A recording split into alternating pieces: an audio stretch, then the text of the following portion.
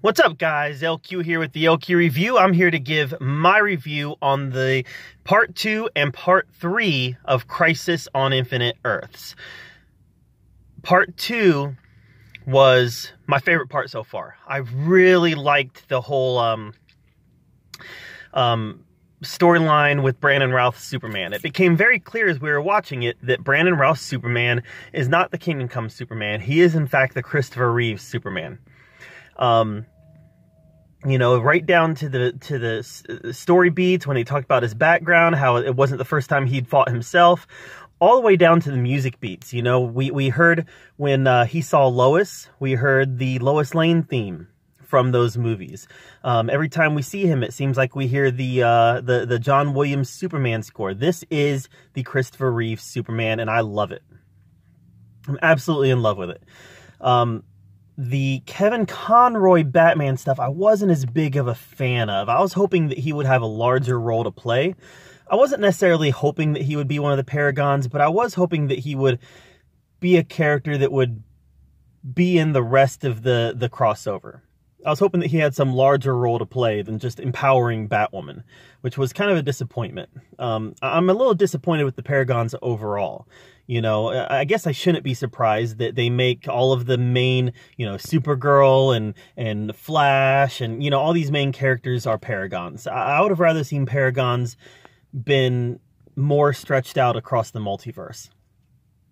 But the Oliver storyline is definitely interesting. The Lazarus Pit, resurrecting him, having to make sure they can reconnect him with his soul. All that was really interesting stuff. And then episode 3 happens, and there was some great stuff in episode 3, to be sure. Constantine. Man, I love having Constantine around. He's one of my favorite characters in the comics. And we know that Matt Reeves does a great job portraying Constantine.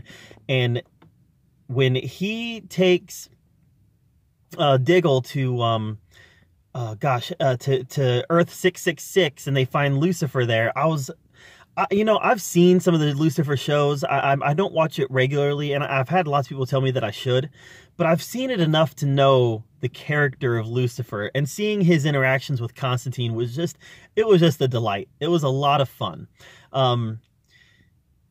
Let's back up to episode 2.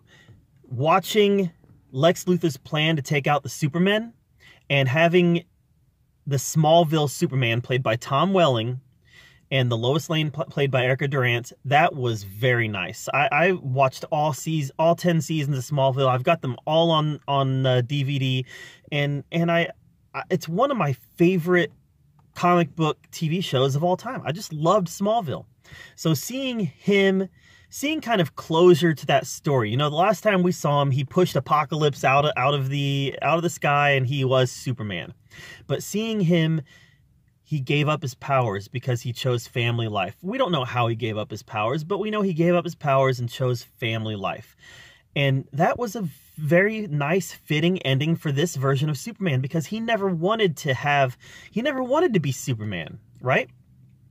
So this was a very nice, fitting ending for the Tom Welling Superman, and his interactions with John Cryer, Lex Luthor was really good. I really enjoyed that aspect of it. Still on episode 2. Guys, episode 2 was a really good episode. The Tyler Hoechlin versus Brandon Routh Superman fight, that was as good as you could expect a TV Superman fight to be. A Superman versus Superman fight.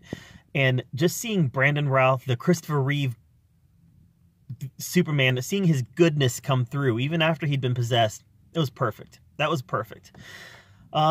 I'm not a big fan of where they're taking Oliver's storyline here, the Spectre and all that. I mean, it could play out and it could be really good. If you've read the comics, you know that Spectre plays a huge role in the Crisis. And if they go in that direction, I'll be okay with it. I'm just not convinced that they're going to go in that direction yet. Spoiler alert, seeing Monitor die, that was something that we knew was going to happen if they were going to try to follow the comics at all. We know that Monitor dies. So I expected the Monitor to die.